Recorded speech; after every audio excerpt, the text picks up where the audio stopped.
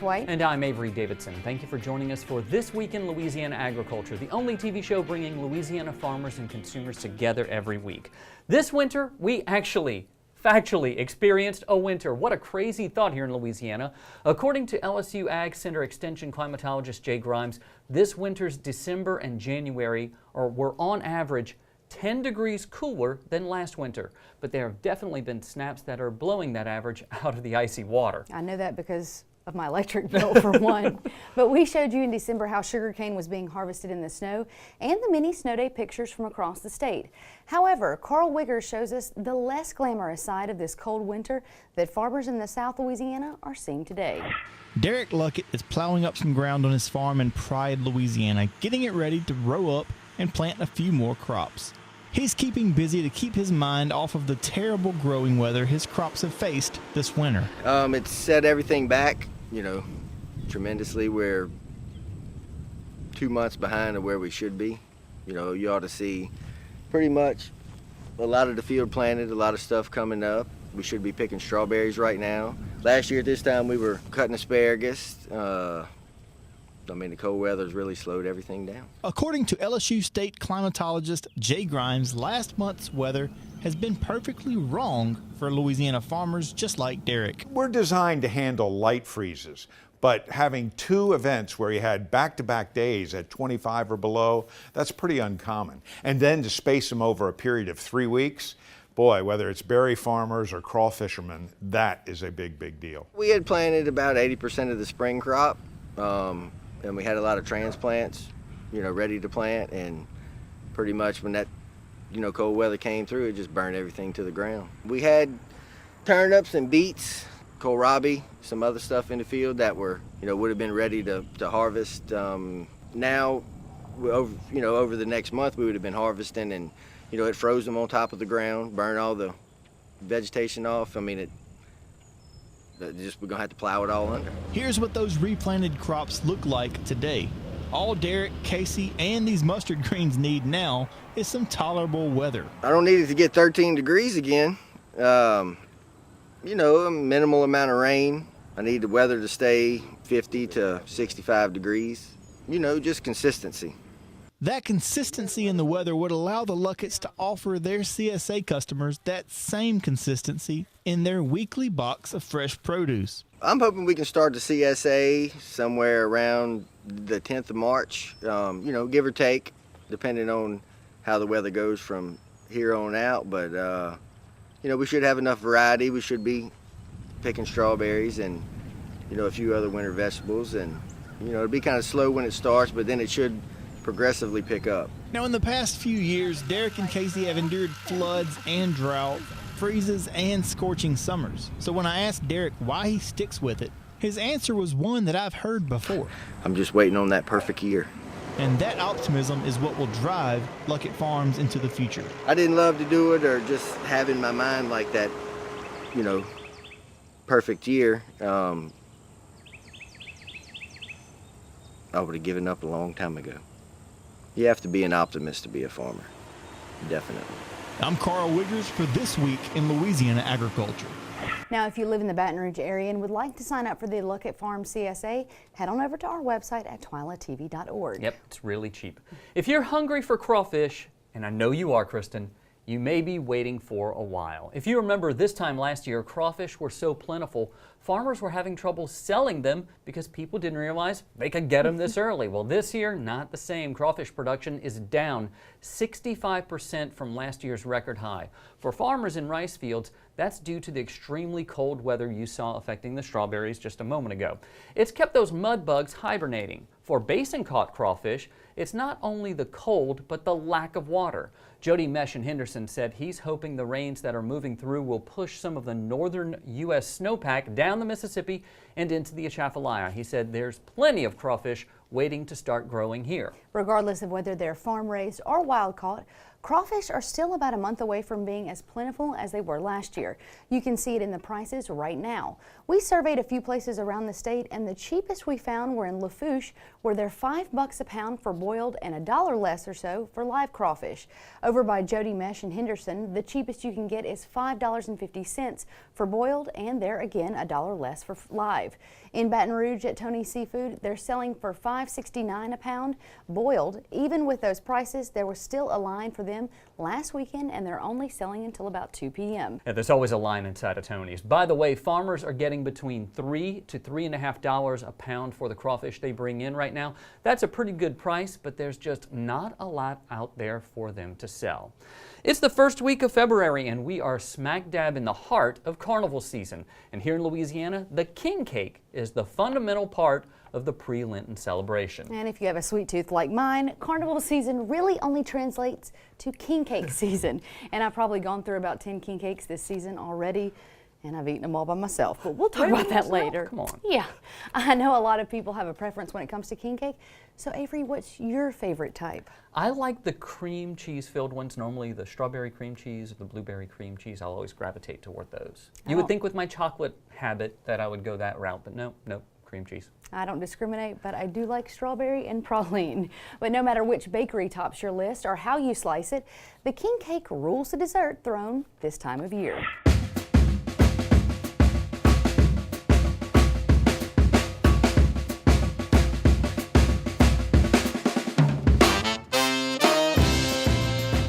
Where there's a party, there's cake.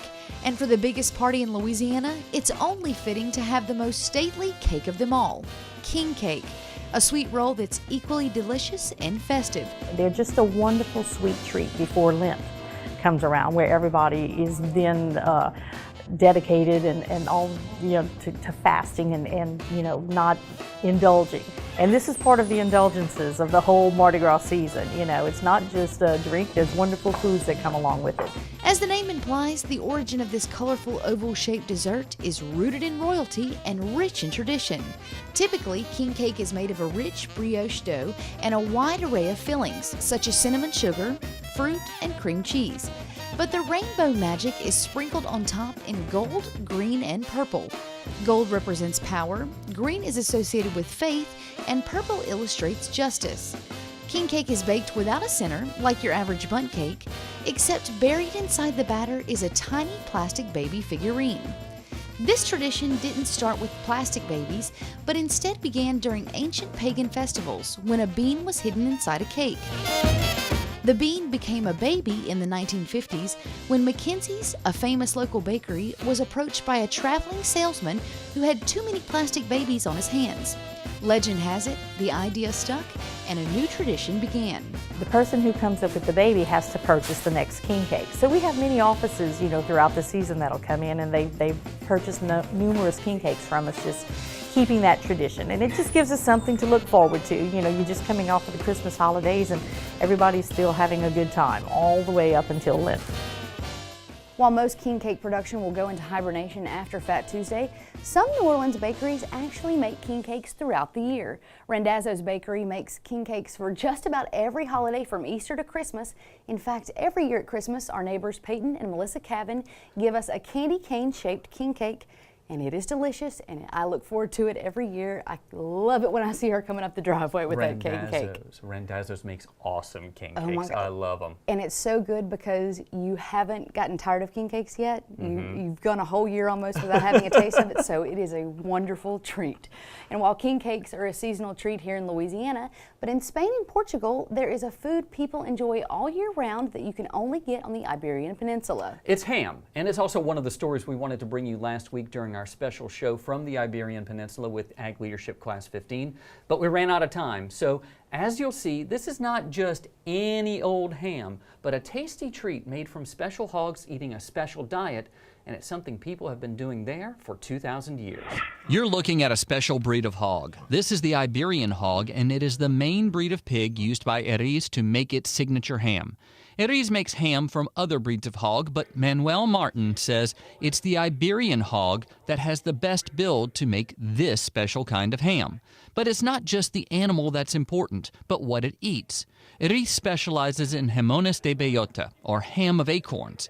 That's because for at least 60 days before harvest, these hogs must eat a strict diet of only acorns. The acorns is most important for the flavor of the Iberian pig because the acorn is the fat of the animal, and the most of the Iberian ham is fat, and the fat gives the flavor. And the animal, the Iberian animal, has the infiltration of the fat between the muscle. So you choose the best vegetable fat as possible. This is the acorn. It's the same fat composition like the olives.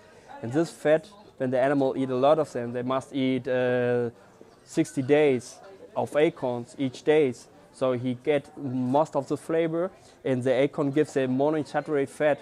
And this is good for our heels. It is very good for the flavor. The fat infiltrate between the muscle and gives this special distinction flavor on the animal. That's where it starts, but the process of making this ham takes years. The first step is to stack the legs in a room and cover them in salt from the Atlantic Ocean. The legs stay here for 5 days. After that, they're moved to this room where the air from outside blows through. The legs stay here for 6 to 9 months. It's while the legs are here that you see the same mold that's in blue cheese growing on the leg. It does not harm the ham and gets cleaned off before it is sold.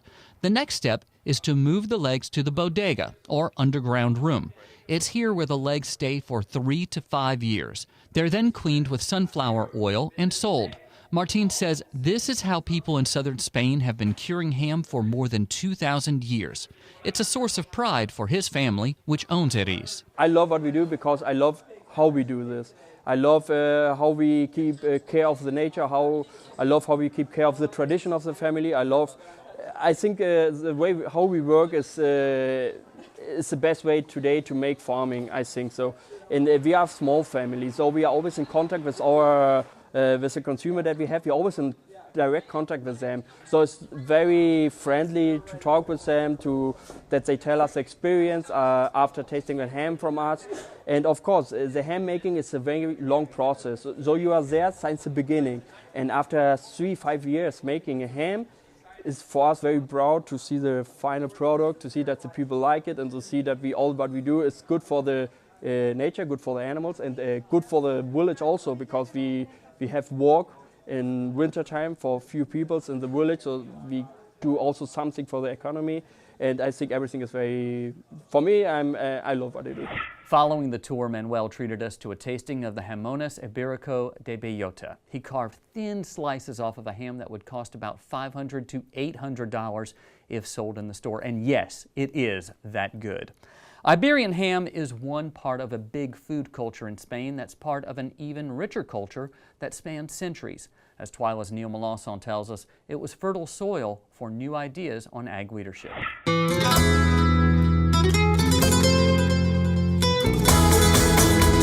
As you've seen from the past couple of shows, the LSU Ag Leadership Class tour of Spain and Portugal saw quite a lot of agriculture in the Iberian Peninsula. However, the other part of that equation is leadership. There were plenty of examples of it, such as the way Spain was taking charge of the world trade on olives and olive oil with the International Olive Council headquartered in Madrid. But it's something more than that as well. Of course, we are very proud, very, very proud. That pride Javier is talking about is not just olives, it's the tradition of olive growing that goes back to Roman times. You see, Spain and Portugal are countries built in antiquity, oftentimes literally on top of the remains of old civilizations. They even still use some of that infrastructure like the aqueducts here. It's a pride that can be seen in Spain's native dance, the flamenco, with its foot-stomping rhythm and dramatic emotional gestures. It's a pride seen in the bullfighting rings, which are not only stages for the matadors to perform on, but the rings themselves are works of art. It's a pride that's certainly seen in the sweeping cathedrals where every square inch of the interiors are decorated with artistic and architectural details meant to all worshipers and visitors alike. So even as class members marveled at the beautiful vistas of places like medieval Toledo, they gained valuable perspective on how these countries are leading into the future. Early on in the trip, one great opportunity we got was meeting with a trade economist in the British Embassy to Spain, Bill Murray. He told us and the class that the years after World War II, the UK had a very protectionist farm policy that supported their farmers with high subsidies and blocked foreign products like ours with high tariffs. According to Murray, that's changing, which means a big opportunity for American farm commodities. Farming is associated in the UK with the Common Agricultural Policy, with a policy that quite clearly is dysfunctional and is associated with waste and with subsidies. You know, that's not to say that agriculture isn't an essential part of UK life, but I think things have changed over the last 50 years or so. And again, that is a big change after 50 years of the same policy. And Avery, of course, you know, overall the trip, we were both on it, incredible time. It's amazing how much that cultural aspect really shapes the way they think. And, you know, we looked at antiquities that were 2,000 years old, and all of that carries forward into pretty much everything they do. See, what I thought was interesting was the lifestyle they had. Breakfasts were late, lunches were long, dinners were uber late. Right. I mean, it was just, there was sort of a laid backness about it. However, it was also interesting to note that Spain wants a global dominant player. Right. We saw that with the Yeah. olives especially, you know, that Yeah. they're not only taking the lead on establishing an international olive council, but they're really growing as many olives as possible. We saw a lot of hills just covered with those olive trees, brand new ones. And so I think they really want to be the dominant thing there, and especially with, what was it, 50% of them going to the United States? It was very large, yeah, right? 50 or 40. We consume a lot of their olive oil, and they want us they want to be the leaders in that market. And they want us to keep eating it up. Thank you very much, Neil Melanson. That does it, believe it or not, for all of our coverage from Ag Leadership Class 15's trip to Spain and Portugal. We just ran out of material and didn't have enough room to fit it all in last week. However, the next class is already meeting, and our very own Carl Wiggers is part of that group.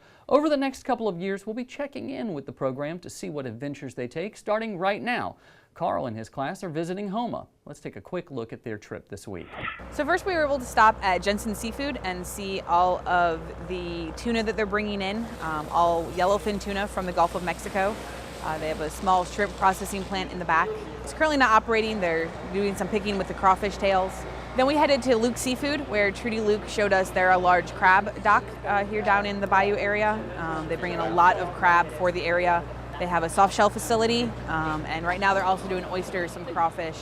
They'll do a little bit of shrimp. But just seeing the different problems, talking about some of the regulations, the changes that they've done in the industry for crab in the last couple of years, and why those changes have happened, and hopefully we'll see an increase in the population.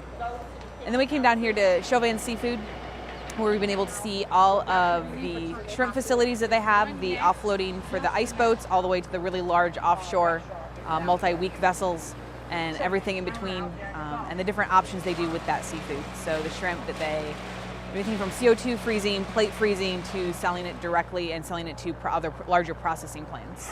You can tell Carl's already having fun. I know he's going to have a blast just like Neil and I did. Have they decided where the trip's going to be in 2 years? No, however, I want to know because I want to go. I'm sure everybody does. Still to come on TWILA, what's the outlook for rice in 2018? We'll find out next. Stay with us.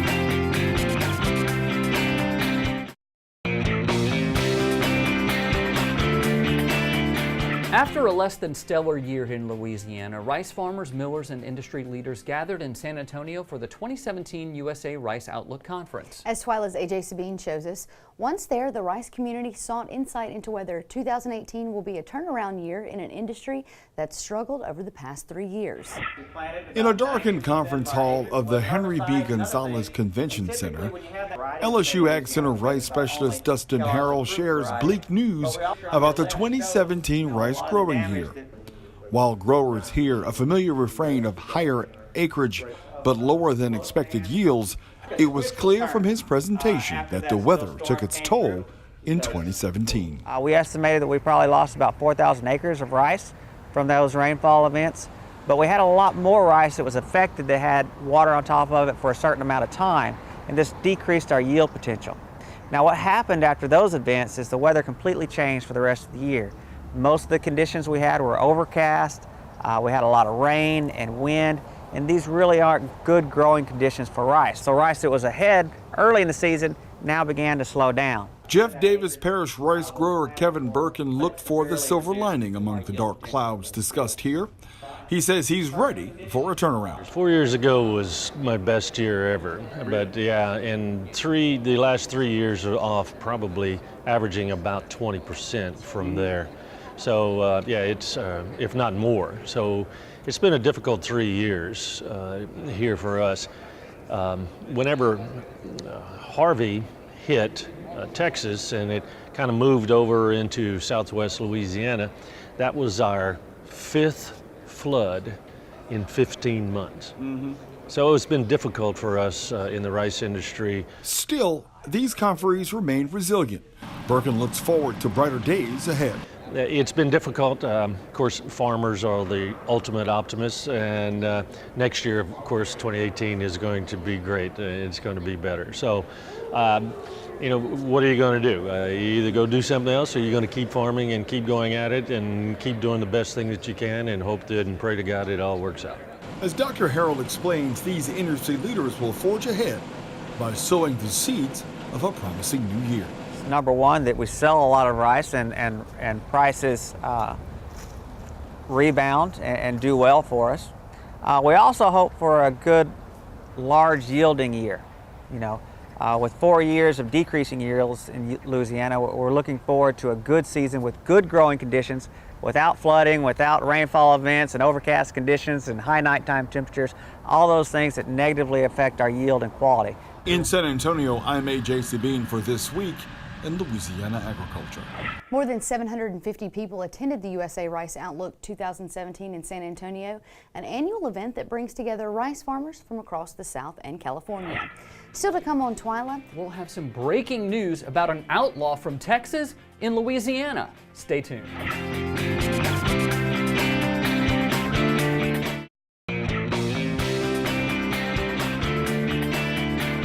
This just in. The recent meeting of the American Sugarcane League was invaded by an outlaw from Texas. What? No, that's the guy's name, and I just can't pass up a chance to make a pun off of Dr. Joe Outlaw. He's a professor of ag economics at Texas A&M University, and he gave the keynote speech during the general session at the Crown Plaza Hotel in Baton Rouge. Dr. Outlaw, and I just love saying that name, gave a presentation on sugar economics in the wake of the recent tax bill, as well as its prospects in the upcoming farm bill. He says part of the problem right now is there are many groups who want to cut farm programs. He showed this slide that he says is one of the dumbest conclusions he's ever seen, that if you cut farm programs, it will spur farm innovation. Fortunately, Dr. Outlaw says he doesn't think there will be too many cuts in the farm bill, although there will be the usual jostling between commodities. Support from the people, the ag committee chairs, the people who are on the agriculture committees is strong. It's been strong and it's going to remain strong. We will have a tax in this farm bill. I would be willing to, you can't guess what they're actually going to come up with in terms of amendments. If any history is any kind of a guide here, it's going to be the same old, trying to do away with the sugar program completely. They've been beaten back every other time, and I expect the same here. There was standing room only for Dr. Outlaw's presentation, and with good reason, because sugar had a great year last year, setting records in both yield and tonnage. Well, that does it for this edition of TWILA. Be sure to join us next week when Carl will introduce us to a cowboy he met in Houma. Neil will also have an update on crawfish, and until then, you can watch all of our stories online at twilatv.org, and be sure to like us on Facebook, follow us on Twitter and Instagram. For all of us here at TWILA, thanks for joining us. It's nice to be back in the States. We hope to see you again right here next week.